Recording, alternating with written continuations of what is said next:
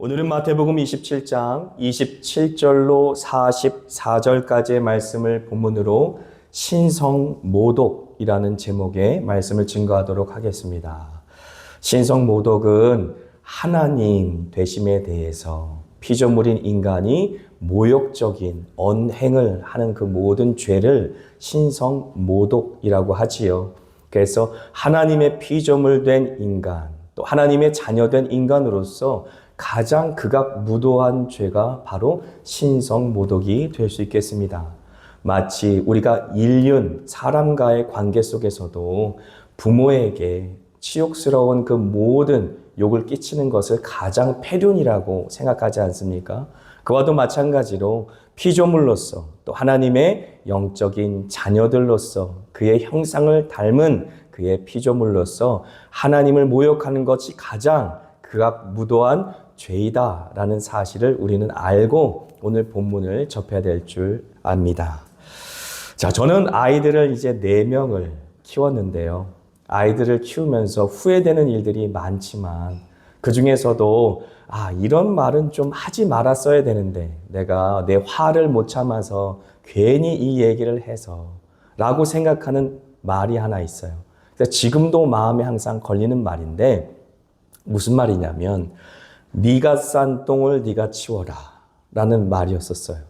요즘에 이제 젊은 사람들이 많이 쓰는 말이긴 하지만 제가 이제 셋째가 한참 사춘기일 때 어떻게 보면 우리 교회에 셋째가 없으니까 셋째 예화를 더 많이 드는 것 같은데 셋째가 한참 사춘기일 때 책임감 있게 행동해라 라고 아무리 얘기를 해도 그 책임감이 뭔지 잘 모르는 듯 하는 그런 반항의 시기가 있었는데 제가 이제 어르고 달래고 이제 야단을 치다가 이제 어느 시점 돼서 책임감에 대해서 설명을 제대로 좀 해줘야 되겠다. 이 아이가 절대 잊어먹지 않고 이해될 수 있도록 그렇게 설명해 줘야 되겠다라고 생각하게 한 게 바로 네가 싼 똥을 네가 치우는 것. 그것이 바로 책임감 있는 행동이야 라고 얘기하면서 이제 앞으로는 너도 컸으니까 네가 싼 똥은 네가 치워. 설교 중에 똥 얘기를 해서 너무 죄송합니다만 그 말이 지금도 저는 계속 후회가 돼요. 왜 그런 말을 제가 했을까? 왜냐하면 하나님을 묵상하면 묵상할수록 사실 하나님께서는 한 번도 저를 그렇게 대하신 적이 없더라라는 사실 앞에서 제가 부모됨에 참 부끄럽다라는 생각을 많이 해봅니다. 하나님은 우리가 싼 똥을 우리가 치우지 않게 하셨어요. 그렇죠? 어린 아이들이 태어나서 부모의 손길을 통해 이제 어떻게 보면 양육 받을 때에 엄마가 똥기저귀 다 갈아줘야 생존할 수 있지 않습니까?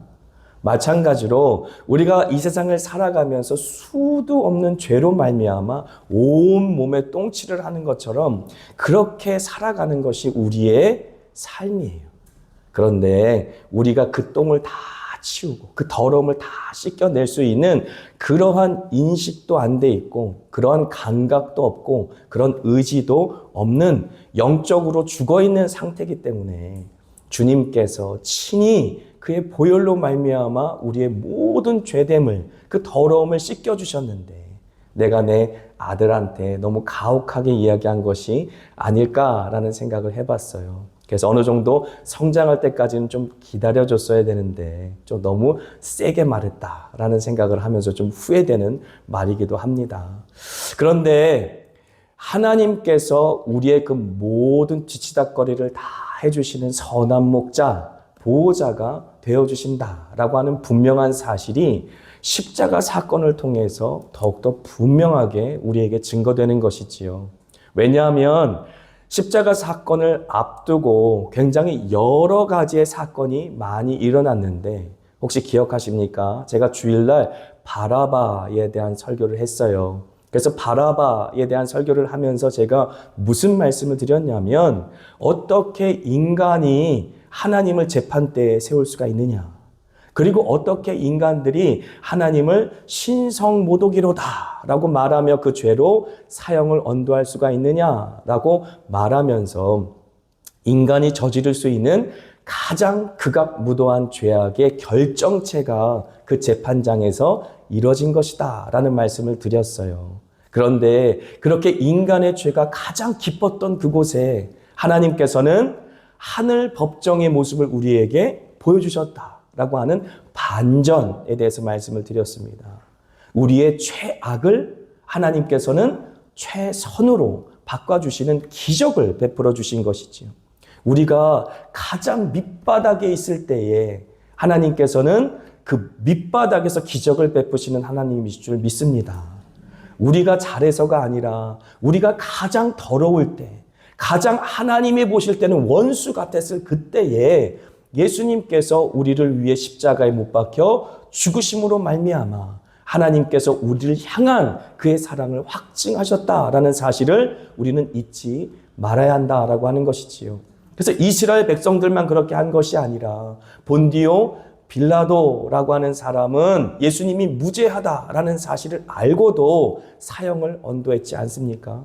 밀란이 일어날 것을 두려워한다라는 그 이유 하나만으로 말입니다. 그래서 하나님의 아들이시며 이 땅 가운데 그리스도로 오신 예수를 사형, 십자가형을 언도하고 말았던 것이지요. 그리고 이제 백성들은 누구를 대신해서 살려달라고 말합니까? 예수님이 아니라, 죄가 없는 예수님이 아니라 그가 무도한 살인의 죄를 범한 바라바를 대신 살려달라라고 외치는 그 장면은 하나님의 법정에서 예수 그리스도께서 우리의 변호사, 바로 보혜사, 첫 번째 보혜사 되시지요. 그래서 예수님께서 성령을 보내주시겠다 약속하실 때는 또 다른 보혜사라는 표현을 썼지 않습니까? 이 보혜사라는 말 속에는 변호사, 상담자라는 말 뜻이 있어요. 예수님께서는 우리의 변호사가 되셔서 하늘 법정에서 하나님께서 너는 죄를 지었기 때문에 죄의 싹은 사망이니 너는 영벌에 처할 것이야 라고 재판받아야 마땅한 저희들을 위해 대신 그의 변호를 해주셔서 예수님의 의로 우리를 덧입혀 주심으로 말미암아 하나님께서 우리의 죄가 아니라 우리를 덧입게 해주신 우리의 그 모든 세마포처럼 더러움을 가려줄 주님께서 아담과 하와를 가죽옷을 입혔던 것처럼 그 보혈이 잔뜩 묻어있는 그 세마포를 우리에게 입혀주심으로 말미암아 예수의 거룩하신 영원한 의로움이 우리에게 덧입혀지게 되었고 그래서 그 의로움을 보시고 하나님께서는 꽝꽝꽝 내가 너를 의롭다 하노라 라고 칭해 주신 것이지. 우리가 완전하게 의로워져서가 아니라 아직 죄인 가운데, 아직 죄를 사랑하는 가운데 그렇게 있는 하나님의 입장에서 보면 죄인이고 원수인데도 불구하고 예수님의 보혈이 뚝뚝 떨어지는 그 선혈이 낭자한 가죽옷 같은 주님의 옷을, 영원한 의의 옷을 우리에게 입혀주심으로 말미암아 주님 앞에 담대하게 나갈 수 있는 새롭고 산 길을 열어주셨다. 라고 우리는 그 본문의 말씀을 묵상했습니다. 그런데 그렇게 우리의 최악의 순간에 하나님의 최선의 기적을 이루시는 그런 반전의 드라마는 본디오 빌라도의 법정에서만 일어나는 것이 아니었다라고 하는 것이지요. 이스라엘 사람들이 또 대제사장들이 또 장로들이 행하는 그 모든 악행들 그리고 우리가 읽은 본문 가운데 등장하는 로마 군병들이 행하는 그 모든 악행들이 어떻게 보면 하나님께서 인간의 최악의 순간에 하나님의 가장 영광스럽고 가장 선하심을 드러내는 그러한 반전의 기적의 드라마로 우리에게 지금 보여주고 계시다라고 하는 것이지요. 그래서 복음이라고 얘기했을 때 굿 뉴스, 하나님의 편에 서서는 정말로 처참한 고통이고 선혈이 낭자한 죽음이지만 우리 편에 섰을 때는 생명이고 부활이고 영생인 것이지요. 그래서 우리가 내일이 성금요일, 굿 프라이데이라고 말하는데 주님의 입장에서는 처절히 십자가에 못 박혀 죽임당하신 날이지만 우리 입장에서는 예수 그리스도 안에 우리가 함께 죽음으로 말미암아 다시 살아나는 생명의 날이다. 그렇기 때문에 우리에게는 좋은 날, 굿 프라이데이라고 부르는 것이다 라고 하는 것이지요. 그러므로 너무나도 역설적이게도 주님에게는 처참한 고난의 날, 순환의 날, 고통의 날, 죽음의 날이었지만 우리에게는 복음의 날, 기쁨의 날, 영생의 날, 생명의 날, 주님 앞에 우리의 영혼이 살아나서, 그래서 정말로 죄 가운데 있는 자는 하나님께 갈 수 없었지만 주님이 그 몸을 찢으심으로 말미암아 하나님께로 갈 수 있는 그런 은혜의 길에 선 놀라운 축복의 날이 될 수 있는 것이지요. 그래서 생각해 보시지요. 누가 예수님을 죽였는가라는 질문을 가지고 오늘 본문을 보면서 깊이 있게 생각해 볼 필요가 있는 것입니다. 누가 예수님을 죽였을까요? 여기에 본문에 등장하는 인물들 중에는 크게는 백성들이 등장하고요. 그리고 백성의 뒤 배후를 조정하는 대제사장들이 등장하고요. 서기관들도 등장합니다. 그리고 그 이후에 빌라도도 예수님께서 죄가 없는데도 불구하고 그를 사형 언도를 내렸으니까 그도 죄가 없다고 하지 못할 것입니다. 이 세 가지의 부류가 예수님을 죽음에 내몬 장본인이다라고 말할 수 있을 것이에요. 하지만 과연 이들만의 죄일까라고 하는 것이지요. 5일 전만 하더라도 호산나 호산나 다윗의 자손이여 저 높은 곳에서 호산나 우리를 구원하소서, 하나님이 보내주신 하나님의 아들 다윗의 후손 정말로 우리를 위해 오신 메시아여 우리를 구원하소서라고 그렇게 종려가지 나무를 바닥에 깔면서 그렇게 찬미하던 백성들이 5일 만에 십자가에 못 박아라 라고 외치는 사람들로 변하게 된 것이지요.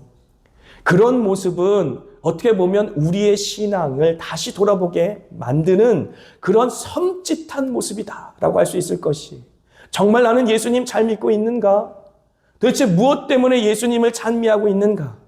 무엇 때문에 내가 지금 예수님께 환호하고 있는가? 마치 어떤 축구팀을 응원하는 것처럼, 야구팀을 응원하는 것처럼, 아니면 가수나 영화배우를 이제 우리가 팬이 되어서 그를 추종하는 것처럼 예수님을 바라보면서 그렇게 환호하는 한 사람의 팬이 아닌가라는 생각을 해봐야 한다는 것이, 정말 나는 예수님께서 십자가 지시는 그 순간 예수님을 배반하지 않고 예수님을 따라갈 수 있는 그러한 사람인가? 예수님께 환호하던 그 소리를 돌이켜 오히려 예수님께 십자가에 못 박으라 라고 외치는 백성들의 모습이 혹시 나의 모습은 아닌가 돌아봐야 된다는 것이지요. 세상에서 우리가 얻고 싶은 것, 갖고 싶은 것, 바라는 소망들이 있으면 교회에 나와서 기도하는 기도는 이방인들이 하는 기도다라고 하나님께서는 분명하게 말씀하십니다. 과거에 불교도 그랬고 유교도 그랬고, 그래서 조상신을 숭배하던, 우상을 숭배하던, 샤머니즘을 숭배하던, 어떤 귀신을 숭배하던 우리 조상들도 간절한 소망과 소원을 가지고 지성을 드리며 새벽마다 물을 떠났고 정한수를 떠났고 비나이다 비나이다 했지 않습니까? 그래서 소원 성취를 위해서 어떤 모습이든 신앙을 가졌지 않습니까? 정말로 우리의 신앙이 우리의 소원 성취를 위해 하는 것이라면, 이 생에서 우리가 얻고자 하는 것을 하나님께 받아내기 위해 신앙생활을 하는 것이라면 이방인들이 믿고 있는 우상 숭배와 다를 것이 없다라고 말씀하시는 것이지. 오직 너는 그의 나라와 그의 의를 구하라 라고 주님이 말씀하세요. 그런데 저는 이 말씀을 초신자 때는 잘 이해하지 못했어요. 너 그의 나라와 그의 의를 구하라 라는 이 말씀조차도 저는 의무로 받아들였습니다. 이 땅에 살아가면서 내가 하나님의 종된 모습으로 하나님의 나라를 위해 더욱더 열심히 사역하는 것, 열심히 노력하는 것, 열심히 어떤 신앙적인 행위를 하는 것이 하나님의 나라를 구하는 것이고 하나님의 의를 구하는 것인가? 라고 생각했어요. 하지만 그렇지 않다라는 것을 성경을 읽으면 읽을수록 더 깊이 깨달아지게 되었습니다. 주님이 정말 원하는 것은 하나님과 내가 하나 되어 사랑하는 것이, 이 땅에 살아가면서도 그의 나라를 누리는 것입니다. 그래서 사람의 제일 된 목적이 무엇이냐라고 웨스트민스터 소유리 문답 1번에 말하기를 하나님을 영원토록 즐거워하는 것이, 할렐루야. 우리가 이 땅 가운데 살아가면서 우리의 믿음의 목적은 예수가 되어야 합니다. 우리의 기도의 목적도 예수가 되어야 해요. 우리의 예배의 목적 자체가 예수가 되어야 합니다. 예수를 너무 사랑하기에 그 얼굴을 사모하고 그 음성을 사모하고, 제가 이성복 목사님 간증을 어제 잠깐 했었는데, 이성복 목사님이 초기에 한국교회가 일어날 때 큰 부흥을 이끈 부흥사라고 했어요. 밖에서 큰 소리만 나도 방에서 성경 읽으시다가 버선바람으로 뛰어나가서 예수님 지금 오십니까? 그렇게 하늘을 바라보면서 눈물로 예수님 지금 오십니까? 라고 그렇게 외치던 그런 주의 종이었다라고 하는 것이지. 주님을 사랑하고 정말로 진실되게 주님을 사모한다면 내세 신앙을 안 가질 수가 없어요. 우리가 인간적으로 남자와 여자가 사랑해도 보고 또 보고 싶고, 그렇게 헤어지기 싫어서 결혼하는 것 아닙니까? 저는 그렇게 결혼했는데 여러분들은 아니신가요? 봐도 또 보고 싶고 봐도 또 보고 싶고, 집에 데려다 줘도 또 아쉬워서 헤어지기 싫어서 결혼하자 아닙니까? 하나님과도 그런 관계를 주님께서는 원하셨다라는 것이지요. 종교적인 열심, 그것을 원하신 것이 아니다라고 하는 것입니다. 바리새인들과 사두개인들과 서기관을 주님께서는 독사의 자식들아 라고 꾸짖으신 이유가 여기에 있는 것이에요. 주님이 참으로 원했던 것은, 그래서 우리를 위해 십자가 지신 이유는 단 하나입니다. 우리와 그 사랑의 관계를 맺기 위해, 우리 속으로 임마누엘 하시기 위해, 그래서 영원토록 떠나지 않고 이제 너랑 나랑 같이 살자. 예수가 내 안에, 내가 예수 안에, 그렇게 온전히 하나가 되고, 예수님은 나의 신랑이시고 나는 예수님의 신부가 돼서 지금부터 영원토록 같이 사는 것입니다. 죽은 다음에 천국 가서가 아니라 지금부터 영원토록 같이 사는 것이에요. 그렇게 이 땅 가운데 예수와 동행하는 모든 순간이 하나님의 나라인 것이지. 구주 예수 모신 곳이 그 어디나 하늘나라라고 선언하며 그렇게 찬송하며 살아가는 것이 바로 예수쟁이들의 삶인 줄 믿습니다. 아멘.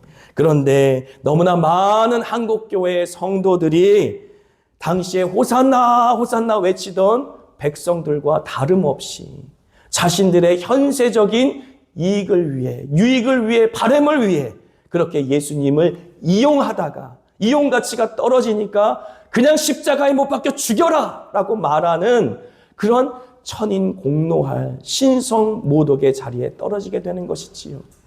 그래서 누가 예수님을 희롱하였는가 라는 질문을 한번 던져보죠. 누가 예수님을 죽였는가 라는 질문을 했다면, 그렇다면 오늘 본문을 우리가 읽었는데 누가 예수님을 희롱하였는가 라는 질문이죠. 그 희롱한 주체 속에는 로마인도 나오고 유대인도 나옵니다. 그래서 로마인들은 홍포를 입혀요. 그 머리에 가시관을 씌웁니다. 그 손에는 갈대를 들리게 합니다. 그리고 유대인의 왕이여 라고 희롱해요. 그냥 희롱하는 것이 아니라 본디오 빌라도의 관정에 있는 모든 군인들을 다 모읍니다. 그러니까 이제 추측건데 성경에 기록되어 있지 않지만 본디오 빌라도가 총독이었기 때문에 한 3,000명 이상의 군인들은 있었을 것이고, 6월절에 밀란이, 소동이 일어날 수 있기 때문에 외부에서 더 추가적인 병력이 왔을 수도 있어요. 그래서 3,000명에서 5,000명 정도 되는 그러한 병력이 다 집결해서 예수님을 가운데 놓고 마치 홍포를 입히는 것은 이제 왕들만 이제 자주색 옷을 입지 않습니까? 자주색 물감 자체가 워낙 비쌌기 때문에 일반 사람들은 입지 못했고, 왕들이나 귀족들만 입었기 때문에 그 홍포를 예수님께 걸치게 하고, 가시관도 이제 왕관 대신에 가시관을 씌우고, 갈대는 이제 모든 왕들이 드는 홀처럼 그렇게 갈대를 쥐게 하고, 그 갈대로 머리를 치면서 침을 뱉으면서 그 얼굴에 뺨을 때리고, 그리고 주먹을 치면서 유대인의 왕이여 라고 희롱한 것이지. 희롱한다라는 말은 조롱한다는 말보다 훨씬 더 강력한 말이에요. 조롱은 그냥 말로 우리가 그 사람에 대해서 조롱한다라고 한다면, 희롱은 행동과 언어가 다 포함된 말입니다. 그래서 말이나 행동으로 상대를 놀리거나 제멋대로 가지고 노는 행위를 바로 희롱이라고 말하는 것이지요. 그래서 로마의 군병들이 이렇게 예수님을 희롱하고 있는 것이다 라고 하는 것이지요. 뿐만 아닙니다. 대제사장과 서기관과 그리고 백성들, 그 백성들은 예수님을 향하여 네가 하나님의 아들이거든 이라고 묻습니다. 네가 하나님의 아들이거든 십자가에서 내려와 봐. 그러면 믿을게. 생각해 보십시오. 예수님은 딴 곳에 가신 적이 없습니다. 예수님께서는 하나님의 말씀을 그대로 이루시기 위해 예루살렘에 오신 분이세요. 그렇기 때문에 이스라엘 백성 이외의 이방인들을 위해서는 가신 적이 없어요. 오직 그의 3년 반의 공생의 기간 동안 의도적으로 이스라엘 백성들만을 위해서 사역하신 분입니다. 그렇기 때문에 이 성경책에 기록된 모든 기적의 역사, 그리고 하나님의 아들이 되심을 보이는 표적의 역사, 그리고 그 수도 없는 가르침, 그리고 내가 하나님의 아들 된다라고 하는 선포, 그 모든 것은 이스라엘 백성들을 위한 것이었어요. 심지어 이방인의 여인이 자신의 딸이 귀신에 들리자 예수님 내 딸이 흉악한 귀신이 들렸으니 도와주세요 라고 했을 때 이 하나님께서 주신 귀한 것을 개에게 주지 말라 하였다라는 말씀을 하신 분이 예수님이세요. 그때 여인이 뭐라고 말합니까?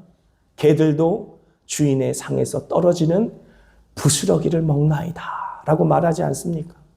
예수님의 사역의 초점은 철저하게 유대인들에게 맞춰져 있었어요. 그런데도 불구하고 그들에게 표적이 더 필요했습니까?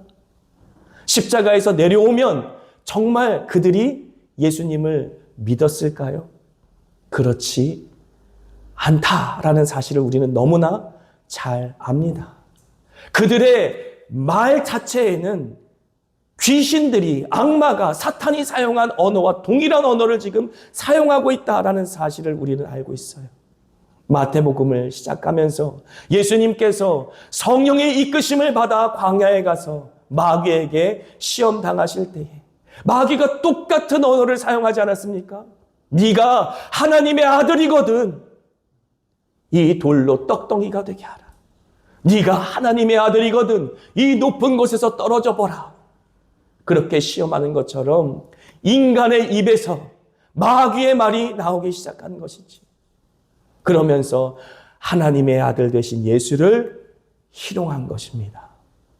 그러므로 우리가 이 본문의 말씀을 읽으면서 묵상하면서 우리가 말로나 행동으로나 예수 그리스도를 하나님으로 또 그리스도로 온전히 섬겼는가? 정말 우리가 우리의 삶으로 하나님께 찬미를 올려드리며 우리의 삶 자체가 주님이 흠양하실 그러한 제물로 올려드리는 그러한 삶을 살았는가? 아니면 이 로마의 군병들처럼 혹은 예수님이 십자가에 있는데도 불구하고 그 처절한 죽음을 바라보며 내가 하나님의 아들이거든 한번 내려와 봐라 라고 소리치는 그러한 이스라엘 백성들의 모습을 하고 있지는 않은지 우리가 한번 돌아봐야 하는 것입니다.